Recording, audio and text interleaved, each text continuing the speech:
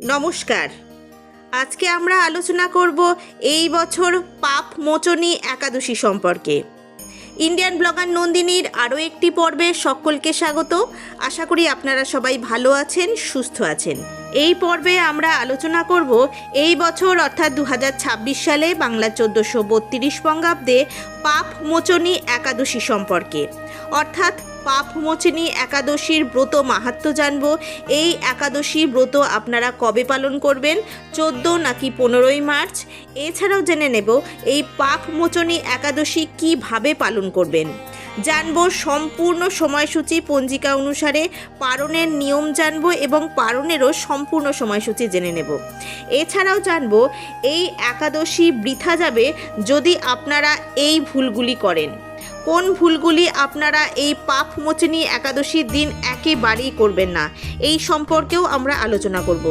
সব কিছু জানবো তার আগে ইন্ডিয়ান ব্লগার নন্দিনী চ্যানেলটিকে সাবস্ক্রাইব করে পাশে থাকা বেল আইকনটি প্রেস করার অনুরোধ রইল, যাতে সকল ভিডিওর নোটিফিকেশান আপনারা খুব সহজেই পেয়ে যান। বিভিন্ন পূজা পাঠের পঞ্জিকা অনুসারে আপডেট পেতে অবশ্যই এই চ্যানেলটি সাবস্ক্রাইব করে নেবেন। আজকের পর্ব শুরুর আগে ভগবান বিষ্ণুর অশেষ কৃপা পেতে কমেন্ট বক্সে অবশ্যই লিখুন জয় শ্রী বিষ্ণু, জয় মা লক্ষ্মী দেবীর জয়। শুরু করা যাক আজকের পর্ব। পাপমোচনী একাদশী পাপ মুক্তি ও আত্মশুদ্ধির লক্ষ্যে ভগবান বিষ্ণুর আরাধনায় উপবাস ও ব্রত পালনের দিন। পাপমোচনী একাদশী পালনের বিধি ও নিয়মাবলী। পাপমোচনী একাদশীর উপবাস পালনের প্রস্তুতি হিসেবে দশমী তিথিতে অর্থাৎ একাদশীর আগের দিন সন্ধ্যায় অন্ন গ্রহণ করবেন না এবং দশমীতে সন্ধ্যাবেলা থেকেই আহার ত্যাগ করে শুদ্ধতা অবলম্বন করুন, অর্থাৎ দশমী তিথিতে আপনারা একবেলা আহার করুন।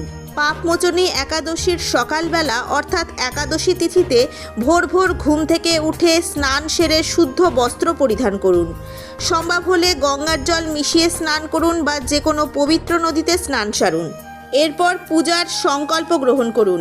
বাড়ির মন্দিরে বা পূজার স্থানে ভগবান বিষ্ণুর মূর্তি বা শালগ্রাম শিলা স্থাপন করুন। এরপর মন থেকে উপবাসের সংকল্প নিন।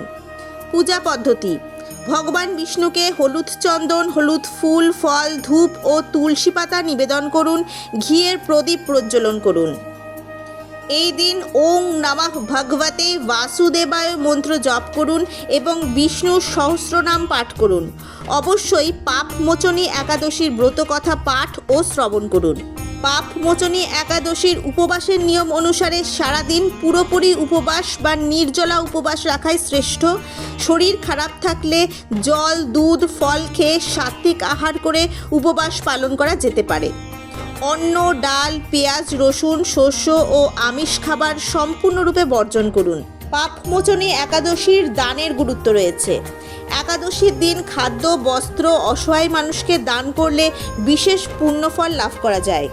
পারণের নিয়ম অনুসারে পরের দিন অর্থাৎ দ্বাদশী তিথিতে পঞ্জিকা অনুসারে নির্দিষ্ট সময় অনুসারে স্নান সেরে বিষ্ণুর পূজা সম্পন্ন করে অন্ন গ্রহণ করে ব্রত ভঙ্গ করুন এবং পারণ সম্পন্ন করুন।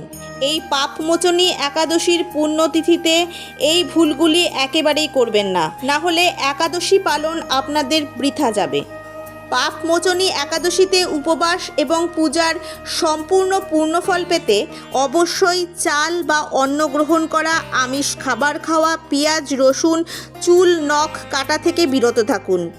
এই দিন মিথ্যে কথা বলা, ঝগড়া করা, সূর্যাস্তের পর ঘুমানো এবং কালো পোশাক পরা এড়িয়ে চলুন।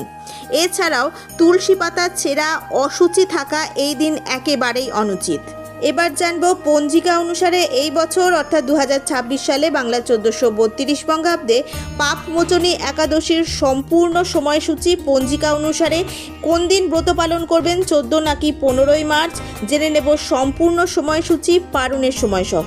2026 সালে বাংলা 1432 বঙ্গাব্দে পাপমোচনী একাদশীর একাদশী তিথি শুরু হবে 14ই মার্চ 2026, বাংলার 29শে ফাল্গুন 1432 শনিবার প্রাত 6:08। একাদশী তিথি সমাপ্ত হবে 15 মার্চ 2026 বাংলার 30 ফাল্গুন 1432 রবিবার দিবা 7:18। এই বছর পাপমোচিনী একাদশী পালিত হবে, অর্থাৎ একাদশীর উপবাস পালিত হবে 15 মার্চ 2026 বাংলার 30 ফাল্গুন 1432 রবিবার। এই বছর পাপমোচিনী একাদশীর পারণের সময়সূচি হল 16 মার্চ 2026 বাংলার 1 চৈত্র 1432 সোমবার দিবা 7:59 মধ্যে একাদশীর পারণ। রাধে রাধে। আজকের ভিডিওটি আপাতত এই পর্যন্তই। ভালো লাগলে অবশ্যই একটা লাইক করে দেবেন এবং হেল্পফুল বলে মনে হলে নিজেদের ফ্রেন্ডস ফ্যামিলির সাথে শেয়ার করার অনুরোধ রইল। সবাই খুব ভালো থাকবেন, সুস্থ থাকবেন।